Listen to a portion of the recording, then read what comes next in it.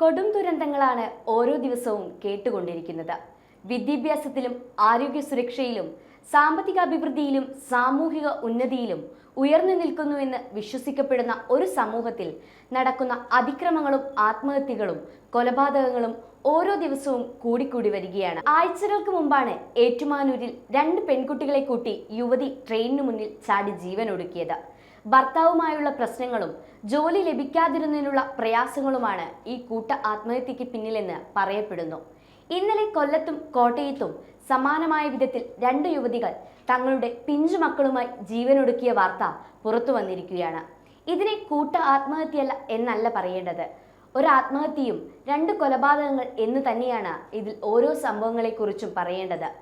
ആത്മഹത്യ ചെയ്യാൻ തീരുമാനിച്ച മുതിർന്നവർ തങ്ങളോടൊപ്പം കുഞ്ഞുങ്ങളെയും മരണത്തിലേക്ക് കൂട്ടുന്നതിനെ കൂട്ട ആത്മഹത്യ എന്ന് വിളിക്കാനേയാവില്ല. ഇത് അതിക്രൂരമായ കൊലപാതകങ്ങൾ തന്നെയാണ്.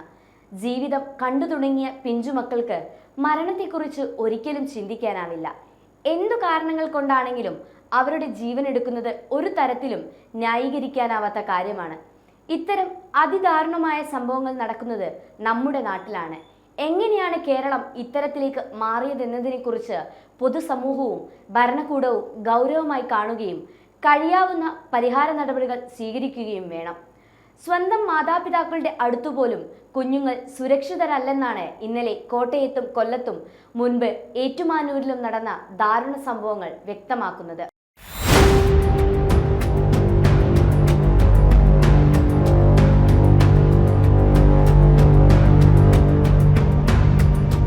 ഈ 3 സംഭവങ്ങളിലും യാതൊരു വിധത്തിലും കുഞ്ഞുങ്ങൾ പ്രശ്നകാരണങ്ങളല്ല, മറിച്ച് അമ്മമാരുടെ തീരുമാനങ്ങൾ അവരിൽ അടിച്ചേൽപ്പിക്കപ്പെടുകയായിരുന്നു. കുഞ്ഞുങ്ങളെ പ്രസവിച്ചെന്ന് കരുതി അവരുടെ ജീവനെടുക്കാൻ അമ്മയ്ക്കെന്നല്ല ആർക്കും അവകാശമില്ല. മരണത്തിന്റെ വഴി ഒന്നിനും പരിഹാരമേയല്ല. എല്ലാ പ്രശ്നങ്ങൾക്കും കൃത്യമായ പരിഹാരം ഉറപ്പുവരുത്താനുള്ള സാമൂഹ്യ സംവിധാനങ്ങൾ നമ്മുടെ നാട്ടിലുണ്ട്. മരണത്തെ തിരഞ്ഞെടുക്കുന്നവർ കുഞ്ഞുങ്ങളെ കൂട്ടി അതിലേക്ക് വലിച്ചിഴച്ചു കൊണ്ടുപോകുന്നത് കൊടും ക്രൂരത തന്നെയാണ്. തങ്ങൾ മരിച്ചാൽ കുട്ടികൾ തനിച്ചായി പോകുമെന്ന ഭയത്താലായിരിക്കാം മക്കളെ കൂട്ടി ഇത്തരം ആളുകൾ മരണത്തിലേക്ക് കൂട്ടുന്നത്. എന്നാൽ ഈ ഭൂമിയിൽ ജനിച്ചു വീണ എല്ലാവർക്കും ഇവിടെ ജീവിക്കാൻ അവകാശമുണ്ട്, അതിനുള്ള സാഹചര്യങ്ങളുമുണ്ട്. കൊല്ലം കരുനാഗപ്പള്ളിയിലാണ് ഇന്നലെ 2 മക്കളെ കൂട്ടി യുവതി തീ കൊളുത്തി മരിച്ചത്. ആദിനാട് കൊച്ചുമാമൂട് പുത്തൻകണ്ടത്തിൽ താര, മക്കളായ അനാമിക, ആത്മിക എന്നിവരാണ് മരിച്ചത്. മക്കളെ തീ കൊളുത്തിയ ശേഷമാണ് താരയും ആത്മഹത്യക്ക് ശ്രമിച്ചത്. ഭർത്താവിന്റെ കുടുംബവുമായുള്ള പ്രശ്നമാണ് ആത്മഹത്യക്ക് കാരണമെന്നാണ് പോലീസ് പറയുന്നത്. താരയുടെ ആത്മഹത്യക്കുറിപ്പ് പോലീസിന് ലഭിച്ചിട്ടുമുണ്ട്. ഭർത്താവ് ഗിരീഷ് കുവൈത്തിൽ നിന്ന് നാട്ടിലെത്താനിരിക്കെയാണ് ദാരുണമായ സംഭവമുണ്ടായത്. 1.5 വർഷമായി താരയും മക്കളും വാടക വീട്ടിലാണ് താമസിച്ചിരുന്നത്. താരയോടൊപ്പം വീട്ടിലുണ്ടായിരുന്ന പിതാവ് ഗോപാലകൃഷ്ണൻ സമീപത്തെ കടയിൽ പോയപ്പോഴാണ് വീടിന്റെ കിടപ്പുമുറിയിൽ 2 മക്കളെ കൂട്ടി ഇവർ മണ്ണെണ്ണയൊഴിച്ച് ആത്മഹത്യ ചെയ്തത്. വീട്ടിൽ നിന്ന് നിലവിളിയും പുകയും ഉയർന്നതിനെ തുടർന്ന് നാട്ടുകാർ മുറിയുടെ കതകു തുറന്ന് 3 പേരെയും ആശുപത്രിയിൽ എത്തിച്ചു. ആദ്യം താരയുടെയും പിന്നീട് മക്കളുടെയും മരണം സ്ഥിരീകരിച്ചു. സംഭവത്തിന് മുമ്പ് താര ഭർത്താവിന്റെ കുടുംബ വീട്ടിലെത്തി ബഹളം വെച്ചതിനെ തുടർന്ന് ഭർത്താവിന്റെ സഹോദരൻ കരുനാഗപ്പള്ളി പോലീസിനെ അറിയിക്കുകയും പോലീസ് എത്തി താരയെ ആശ്വസിപ്പിച്ച് വീട്ടിലേക്ക് തിരിച്ചയക്കുകയും ചെയ്തിരുന്നു. വാടക വീട്ടിലെത്തിയതിന് പിന്നാലെ താര മക്കളുമായി ആത്മഹത്യ ചെയ്യുമെന്ന് ഭീഷണി മുഴക്കിയെന്ന് ഭർത്താവ് സഹോദരനെ അറിയിച്ചിരുന്നു. സഹോദരൻ ഇക്കാര്യം കരുനാഗപ്പള്ളി പോലീസിനെയും അറിയിച്ചു. പിന്നാലെ വനിതാ സെല്ലിൽ നിന്ന് പോലീസ് എത്തി താരയുമായി സംസാരിക്കുകയും ഭർത്താവുമായി അടുത്ത ദിവസം സ്റ്റേഷനിലെത്തി പരാതി നൽകിയാൽ 2 കൂട്ടരെയും വിളിച്ച് പ്രശ്നം പരിഹരിക്കാമെന്ന് പറഞ്ഞ് തിരികെ പോവുകയും ചെയ്തു. ഇതിനുശേഷമാണ് താരയും മക്കളും ആത്മഹത്യ ചെയ്തത്. ഭർത്തൃ വീട്ടുകാരോടുള്ള രോഷം തീർക്കാൻ മരണത്തിന്റെ വഴി തിരഞ്ഞെടുത്ത യുവതി മക്കളെയും അതിലേക്ക് വലിച്ചിഴയ്ക്കുകയായിരുന്നു. ഇന്നലെ തന്നെയാണ് കോട്ടയം മീനച്ചിലാറ്റിൽ ചാടി അഭിഭാഷകയായ യുവതിയും 2 പിഞ്ചുമക്കളും മരിച്ചത്. ഏറ്റുമാനൂർ നീറിക്കാട് തൊള്ളൻമാവുങ്കൽ ജിമ്മിയുടെ ഭാര്യ ജിസ്മോൾ തോമസ്, മക്കളായ നേഹ, പൊന്നു എന്നിവരാണ് മരിച്ചത്. ഇന്നുച്ചയ്ക്ക് 1:30 പേരൂർ കണ്ണമ്പുരക്കടവിലാണ് സംഭവം.